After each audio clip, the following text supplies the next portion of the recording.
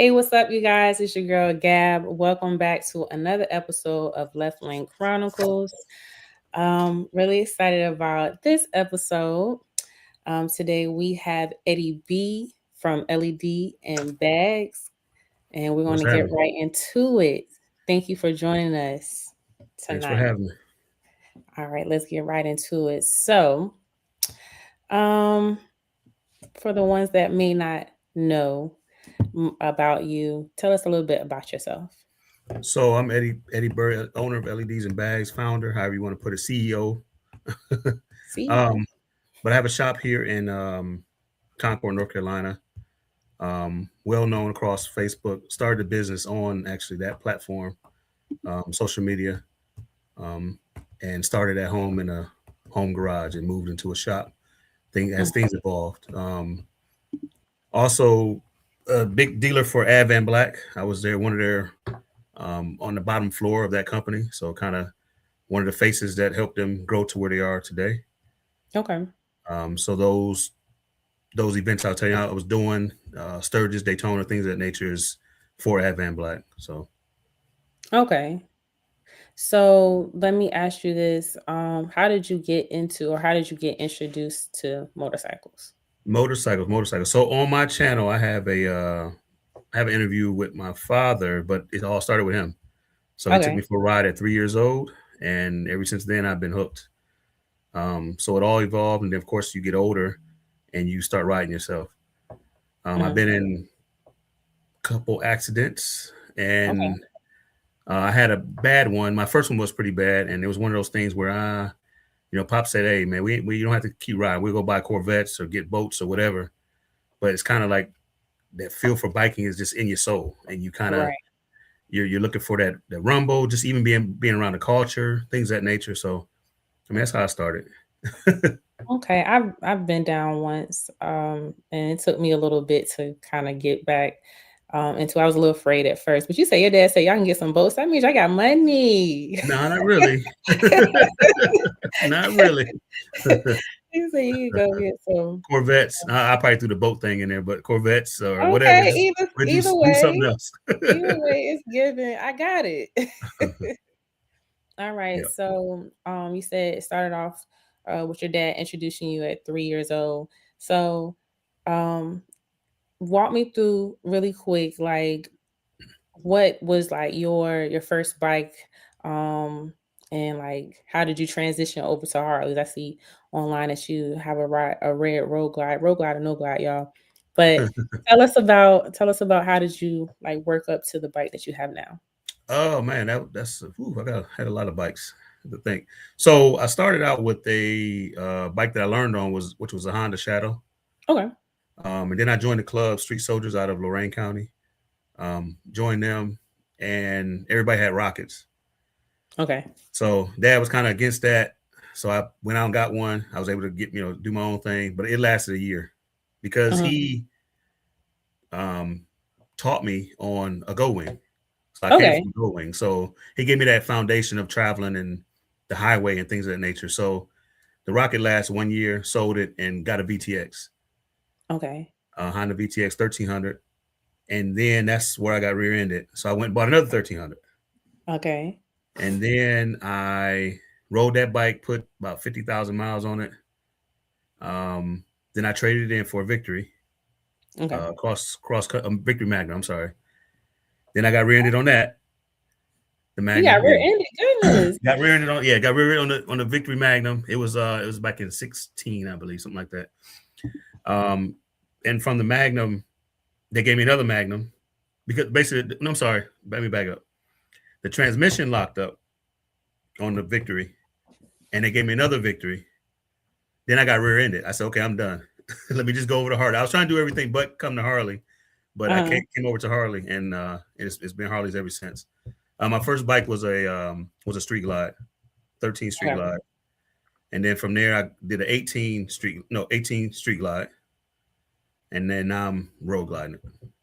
Okay. So actually, I have the road glide and a road king.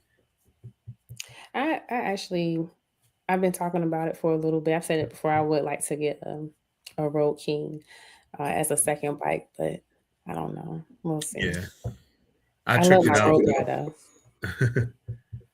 Yeah, I tricked it. I like riding it, but I got used to the road glide. I should have sent you a picture of the Road King, but got used to the road glide, and when I ride the Road King, it's a whole. I mean, you get all kind of wind, and it's a whole different animal. But it's where I come from, so it reminds me of my roots.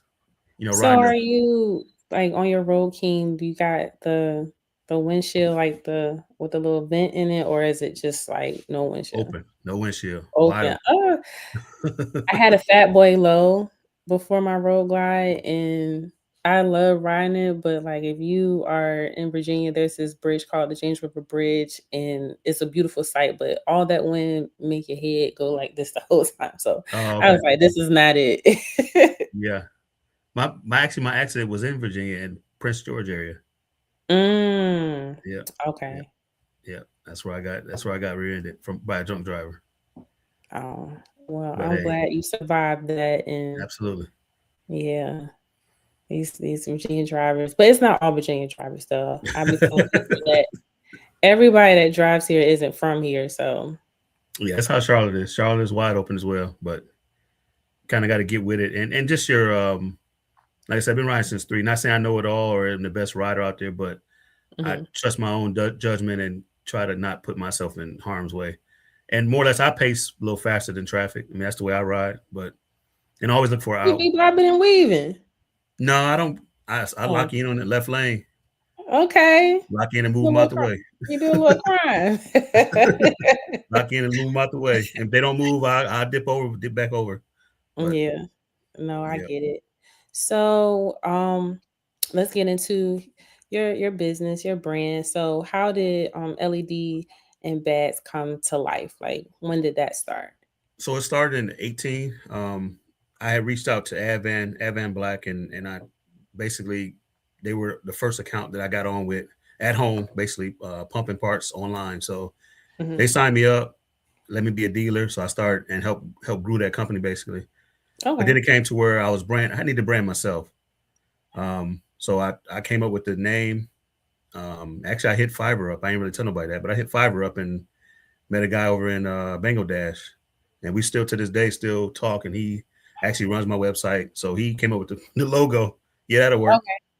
Okay. So I ran with that logo as you can see on my shirt, but and just took it from there, and then got other. I use the concept of let me grab companies that will let consumers work on their own bike in their own garage.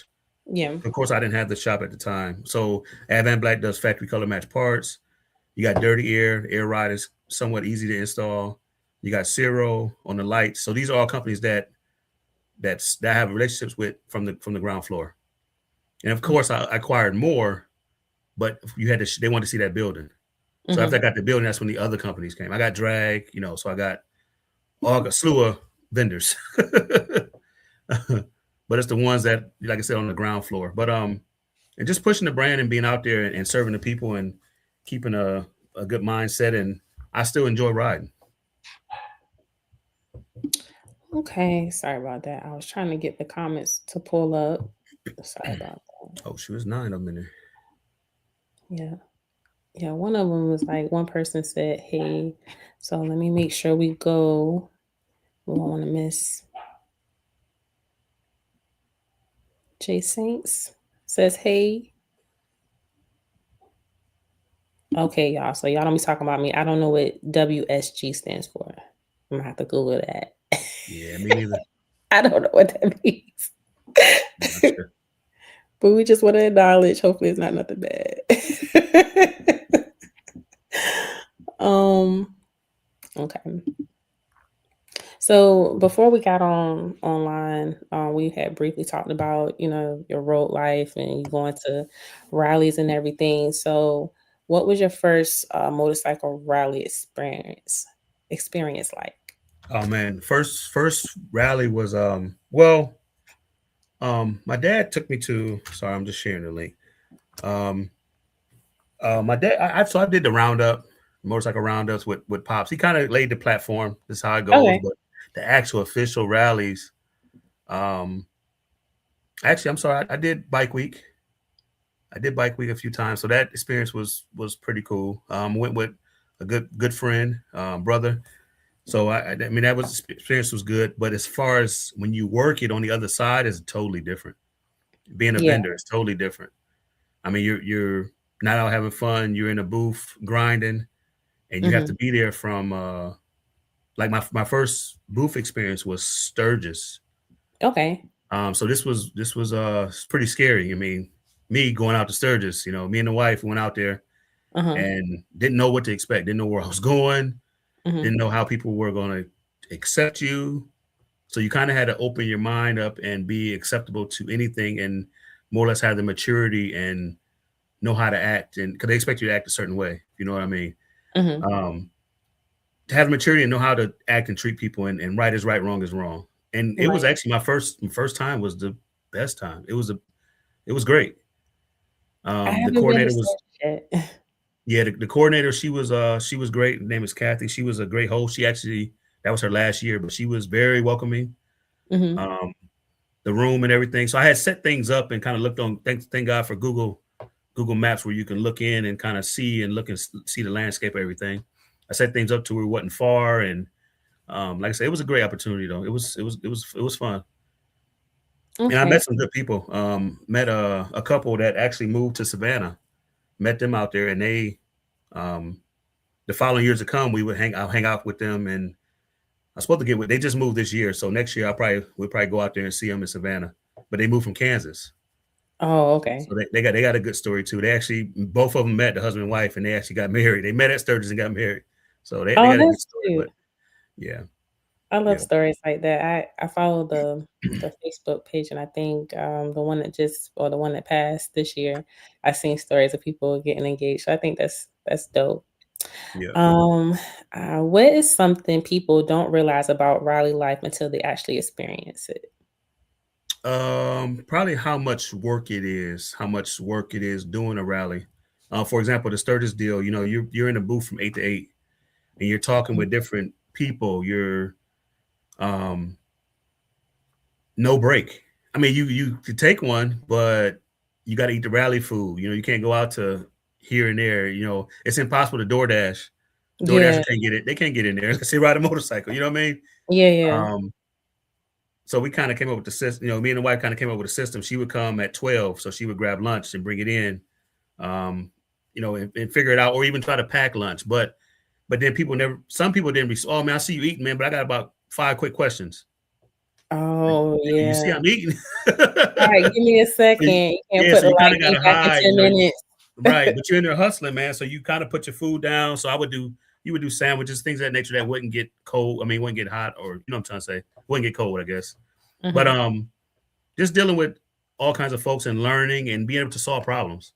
People come in, they got messed up latches or good experiences, bad experience, try to resolve things. I mean, every person that talked to wasn't a sale. Some of them were Yeah. complaints, some of them were they just want to give their opinion. Some Oh, of them were, okay. thanks for everything. I ordered, wherever online or through you or whatever. So just being acceptable of anything that may come to the booth. Yeah, I never thought about it like that. I mean, like I said, I haven't ever been to, any of the rallies yet. I just kinda see some of the videos, and I can only imagine you're dealing with different personalities all day, and then I didn't think about the time, like you said, being there 8 to 8. That's a shift. Yeah, I mean, or even sometimes I go to the bathroom. Like, yo, I've been in this booth. I ain't went to the bathroom all day. Just like, or I Mhm. may get a call. The wife will hold it down. So, well, I got a question. You know what I'm saying? Or Mhm. she'll say, hey, he'll be back in 10 minutes. So just Okay. kind of learn the crowd too, like with Sturgis. Um, or I'm gonna use Bike Week for example. So Bike Week, you got Daytona Bike Week, you got um you got the first week, and then towards the end of the week is when everybody comes to go to Bethune Cookman and things of that nature. So you can see the Mhm. crowd shifts, and then you have the locals that come early. They'll come Yeah. early because they don't want to deal with the crowd and the riffraff and all that. So you can see the Right. shift in the crowd, and your attitude has to shift, and you have to be able to um, just roll with it. Really, it's crazy, especially the Sturgis, more or less. And you're I can use Sturgis for example. Sturgis in the beginning, you get um, everyone, the locals or the older people, so you kind of be patient with those. You have a Mhm. little more time to break the sale or even get the sale or explain to them that you are not a fly by night shop, or place, Yeah. but then towards the ends when you get everybody just rolled, they've been on the road, they're a little upset or whatever, just badasses and all that. Excuse my language, but the Uh-huh. attitude kind of changes, and I don't know. It's different. You definitely can see the shift. Okay. Would you say that it has helped as far as in like networking, like possibly like you working with other companies or other people like creators and stuff? Like has it helped in that way? Absolutely, absolutely. It's helped business wise. A lot of my customer base is actually, I could say this. I was gonna say across the United States, but I'm gonna say across the world. I Hmm. have customers that order Canada. I have Oh, some that's that order dope. from Indonesia. Hmm. I mean, versus going to the company, like you find me, is it because I can respond quick or whatever case may be? So Hmm. it's definitely network. It's. I mean, I'm pretty known. I'm not the biggest person, but just pretty known. It's helped. I mean, doing the rallies because they see you now. I mean, a lot Right. of people, you want to see that person as well, or see who you're dealing with. Right. Yeah, Okay. That makes sense. So I can just only imagine. So you said it's problem solving and just being able to talk to people and be helpful and you're accepting orders right, too, right? right. Yep. So like what happens if, somebody comes to Sturgis, they come to your booth and it's something that they want, but you don't have it on hand. Then you So, just so a lot of the things that like vending for Advan Black, a lot of the things are color match. I don't know if you've been on their website, Mhm. um, but everything is color match, and we'll have the smaller things on hand. It's impossible to have everything on hand Right, yeah. because there's so many colors and there's so many parts. So Mhm. everything is going to be drop ship. So usually what they'll do, they'll load the warehouse up around that time. Like right now, they're loading the warehouse up for Daytona, Mhm. so that when people order, that it'll ship fast. It'll ship quickly. So that's what we. But a lot of people want it right now. Yeah. They want it right now. Oh, Convenience. I thought you would have it right now, Yeah. and then they'll walk away. So I noticed that the patience and right now is what people want. But no, I don't have it. No, that makes sense. That makes sense. Like especially being that like you said, it's color matched and stuff. But I mean, it wouldn't be hard for me. I got a black bike, so. Yeah, absolutely. Yeah. Okay, so my next question is, what keeps you motivated when business or riding gets challenging? Just the drive and love for motorcycling and for the culture. When riding gets challenging, just I have to remember how much I love it and just kind of lock in music. Definitely music. Yeah. I'm gonna say music on working as well. Whether it's gospel music or R&B, or I mean, I 85 to 90% of the time playing blues. The other Okay. 10% is probably gospel or Mhm. R&B. So and then I throw some rap in there when I want to get a little up tempo, but I'm gonna say music and just sometimes I don't play nothing, just listen to the motor. But just that keeps me motivated. I definitely understand that.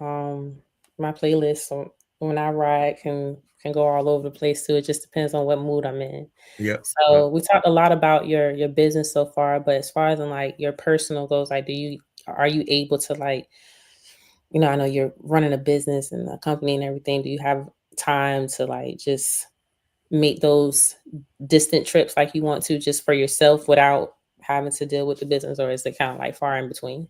Right now, it's gonna be far in between. I have to pick and choose. So, for example, we're doing a big push for Daytona, so people are trying to get stuff done. So, I like the customers that plan early versus the latecomers. Hmm. Um, so it's up and down. Kind of have to kind of ride the wave and figure out, okay, things are a little slow. I can't, I can take this trip, or there's an event coming up. We can go out and do it. Trying to build a YouTube channel, so hopefully you guys are subscribed. But doing that, I have to bring content, and that's I got a pretty decent following, but that's work as well. It is. Make sure you tell them what's your YouTube channel. You got LEDs and bags. Yeah, I okay. might be able to put it in Is that the. the ad? Yep. Okay. Well, make sure we promote up here as well.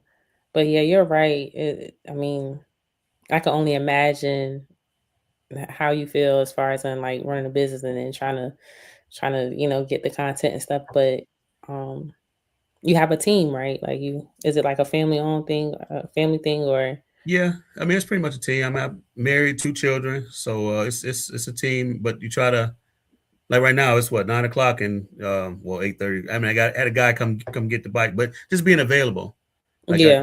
I got something going on tomorrow, so I said, hey man, I want to get it to you because I know some people want to ride the first of the year. So hey, Oh come, yeah, yeah, yeah. come grab it, man. I got you done. Was able to get it done. So um, customer service. I mean, he tipped. Make sure you tip your builder. Right. That's It goes a long way and appreciative. That's good. That's good.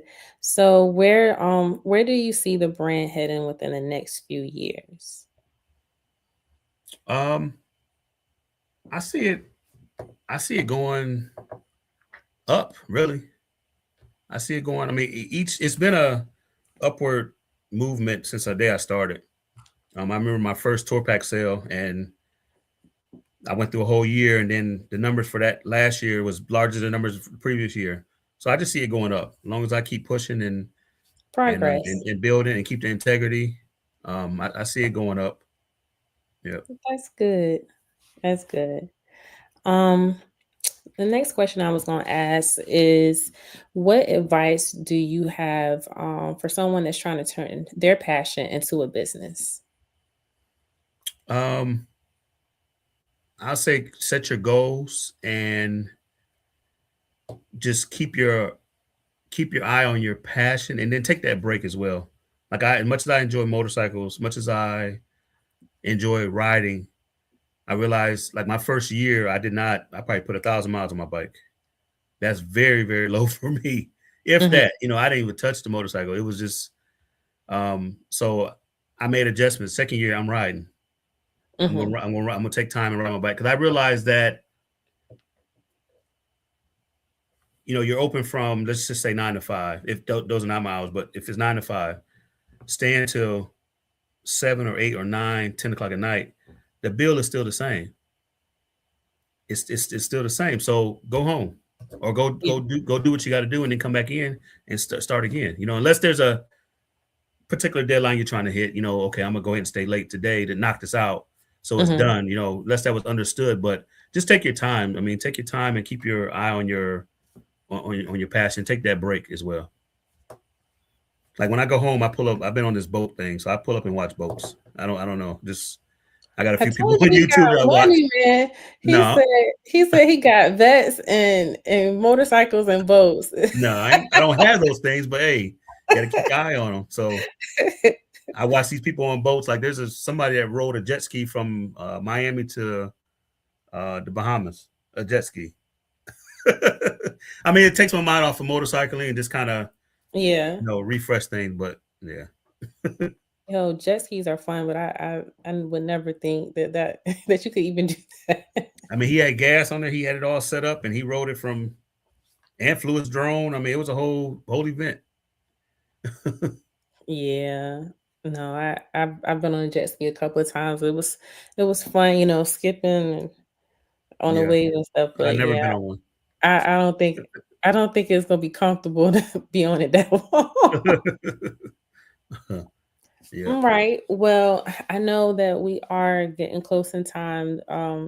This is one of the shorter segments. It is the last episode of the year. So I 2026, definitely, five. I mean, yeah. I know. So I want to thank you for coming on and sharing your wisdom and your brand and your experience with me and our viewers. Before we close out, was there anything that you wanted to share? Anything um, you have coming up, or your website, or just how people can get in contact with you? So it's LEDs and bags across all social media platforms. Hit that follow button. Hit that subscribe button on YouTube. Trying my hardest to bring as much content as possible. If you are in the market as people travel, I mean, I got a trailer. If you're in the market for the most motorcycle parts, we can drop ship them. We can build you up here.